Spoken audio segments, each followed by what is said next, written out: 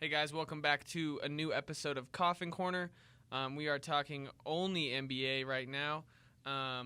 We have a special guest on the show today. We have a lot to talk about, so let's get it started.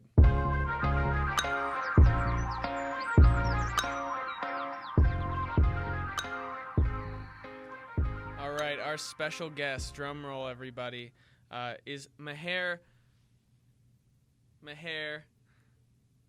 How do I pronounce it, Maher? Your mic isn't on. This probably helps. Yeah. Okay, this is probably the most difficult thing I'll do all day. But Noorulamin. Yes! Got it. Nailed it. Okay, so Maher, where's Russell Westbrook going? Please tell me right now. I need to know. To cry in his room. Yeah, I mean, it's pretty insane how quickly the dynamic of the NBA has changed in the past week. It's really interesting to me that I feel like with Russ alone, he's very loyal, and I feel like he is taken the wrong way. And so because of that, I'll call it like taken the wrong way and like staying in OKC? No, what I was going to say is like that Draymond mentality, even that LeBron mentality where you are very tough love, but those that are in your circle, you will protect them. People are sick of that. I'd say more Draymond than LeBron, but yeah, I get what you're saying. Like if they take you under their wing, then you're there. Yeah, unless you do them wrong, because that happens. Kyrie, LeBron, it happened. Yeah, well, and I think Russ was the one who stayed, right? Like James Harden got traded, and then Kevin Durant decided to leave, and it's like, Russ really weathered the storm, but it didn't get him anywhere, right? Well, what did he stay for? That's what I'm saying is like, in his mind, when they got PG, I'm sure he thought, championship, and then they got ousted by the Blazers in the first round. I believe that's who they got beat by, right? Yeah. But I think, it's difficult to say where he should go, right? Like, because I feel like most of these teams that he gets traded to, whether it be Miami or San Antonio or Minnesota, all of those teams with Russell Westbrook are first-round bounced teams. You know what I mean? So having to give up what they will have to give up to get him, I just don't think Russell Westbrook, to the addition of all these teams, is going to make him any, closer to winning a championship. Well, and I think, and you can be like, at what I'm about to say, but I think that Russell Westbrook was on the road to become an elite player. And depending on what conversation you're having, he arguably still is. Yeah, I mean, he averaged a triple-double. That's insane. But what he did is he had a team that, made it to the playoffs. I thought that they could have won a championship when it was him and KD together. Yeah, well, and they went to the finals. But now I feel like OKC, even aside from Russ, they're not seen as like, oh my God, elite team, Yeah. I think they become the team where if you're getting a package of 4 games for tickets, you're like, oh, throw that one in. Yeah, so you're saying like Russ, with the addition of Russ, could there be another big 3 or something? I think there's a difference between where I think he'll go and where I want him to go. Where do you want him to go? I want him to go to Phoenix. Why? Just because I feel like Devin Booker's never had the opportunity to play with somebody else. And they do have a lot of assets, right? So, like, Mikal Bridges and draft picks and stuff like that. But I think if you team up Devin Booker, Russell Westbrook, and DeAndre Ayton, it makes the West a little more fun than it already is. Just because you're adding okay, now we got Devin Booker and Russell Westbrook. It's going from all these teams having 3 people to every team having, like, 2 superstars, right? So I think Russ going there would just add more dimension to the Western Conference. Is he leaving for sure? I mean, no, but, they're in a rebuild. So if he's not leaving, he's going to be on a team that's not in the playoffs. You know what I mean? So and for as much money he's getting paid, he should be the starting point guard on a playoff team. You shouldn't have a guy like that locked up for so long if you're rebuilding. But I don't know. Where do you want him to go? Gosh, off the top of my head, I say Utah. But and then they just got Mike Conley. So who do you trade to get him? You know what I mean? That's the thing, because the thing about Russ is he's good enough to be very, very good. Yeah. I'd say all-star game starting point guard caliber. Yeah, I mean, Russell Westbrook, as a player himself, I'm not saying that he is losing value, but at the end of the day, with the lack of what he was able to provide as the end result, I feel like he's not like a hot pick. Ooh, get it. Yeah, when I think teams know that, like, if we acquire Russell Westbrook, we're not, that's not going to put us over the edge, right? Like, I think, if he went to Minnesota, say, and they gave up Andrew Wiggins, they're still not, going to win a championship. Yeah, with those starting players. No. If he goes to Miami, it's him and Jimmy Butler. They're not going to win a championship there. Like, he needs to either, a team that is going to contend needs to trade for him, which I do not think will happen.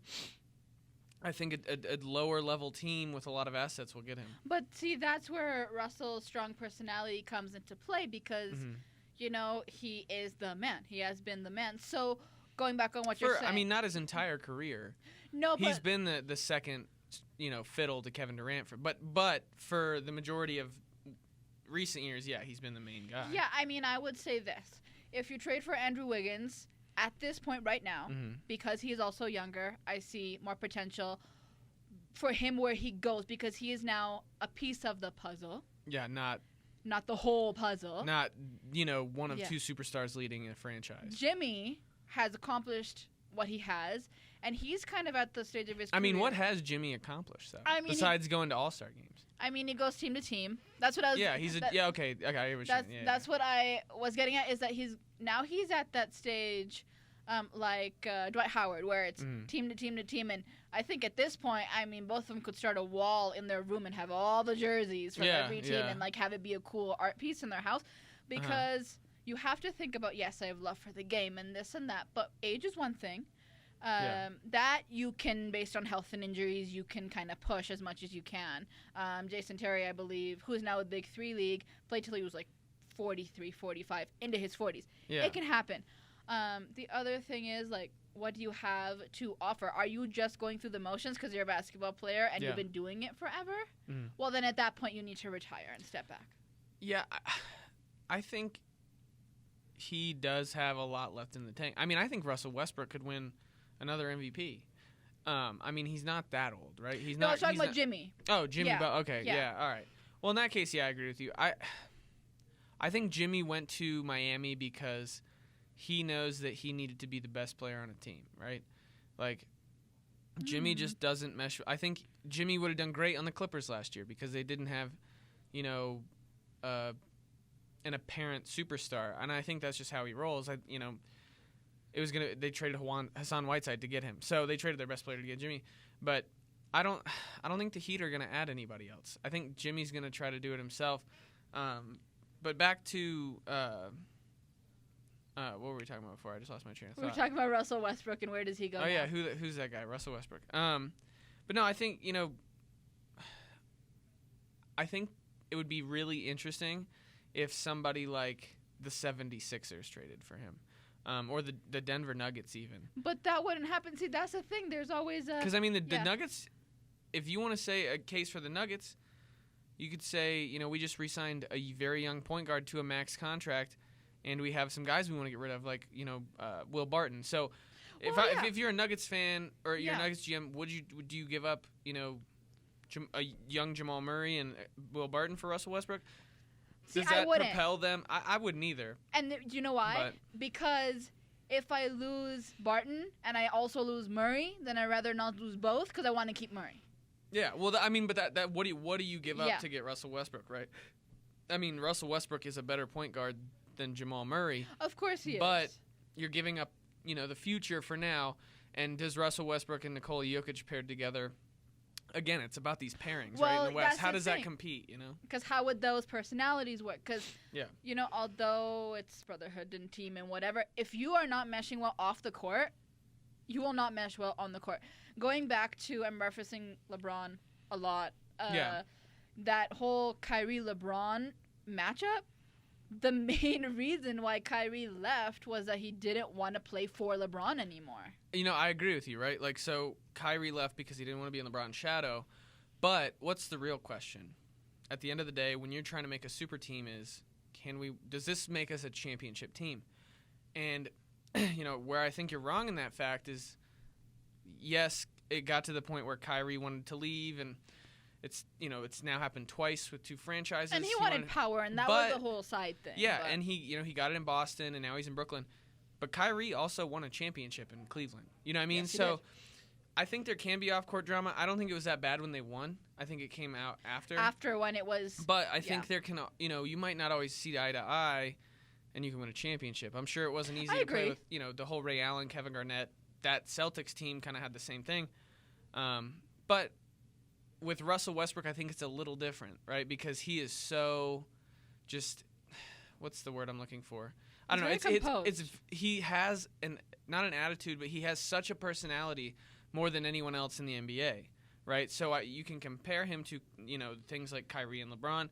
But I think right now the second best player on the Thunder is Steven Adams, right?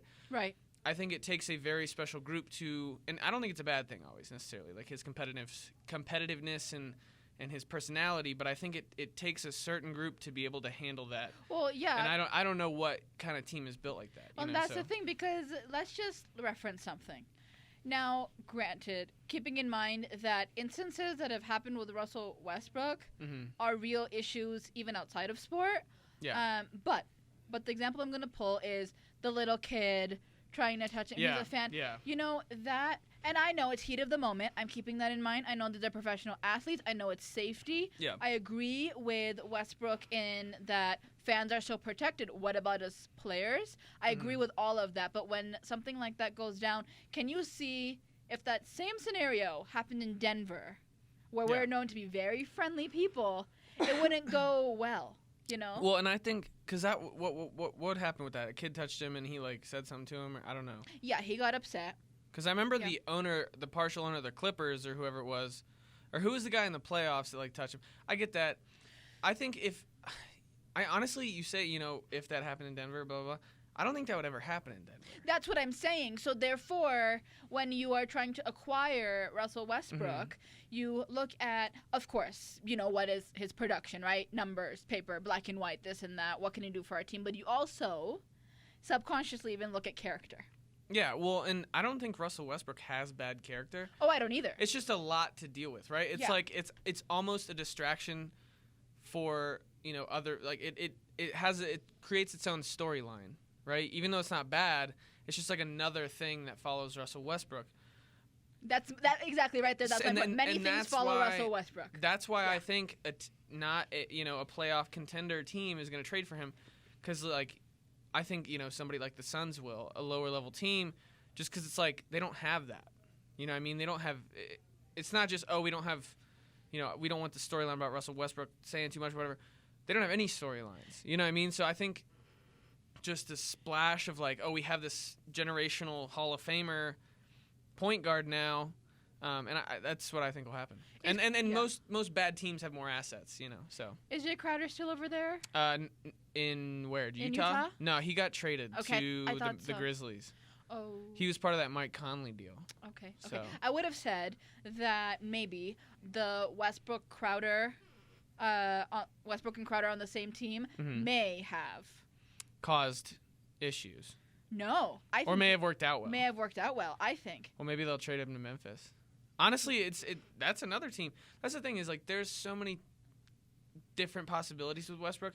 Because I think we've had so little time to analyze it, right? With Kyrie and KD, it was a whole year.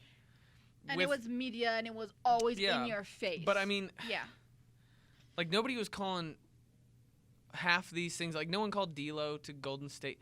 It's so. I've never seen any sport have this much player movement in an off season before. Yeah. And it's so weird. So now I'm well, if Memphis traded for Russell Westbrook, I wouldn't be that surprised. They have lots of good young players and stuff like that, and draft picks. So, we'll see where he goes. I don't know. Yeah. But it's always fun to watch. But yeah, that was a good little mini episode we had here. Thank you, Meher, for coming on. It was much appreciated. Your podcast, give it a little shout out real quick. Oh, Baller 23, all about basketball. Yeah, it's on mymetmedia.com. Go check it out. Remember to check us out at mymetmedia.com and on Facebook at Coffin Corner Podcast and on Twitter at Coffin Corner Met. That is all we have for you guys today. We'll see you next time. Mamba out.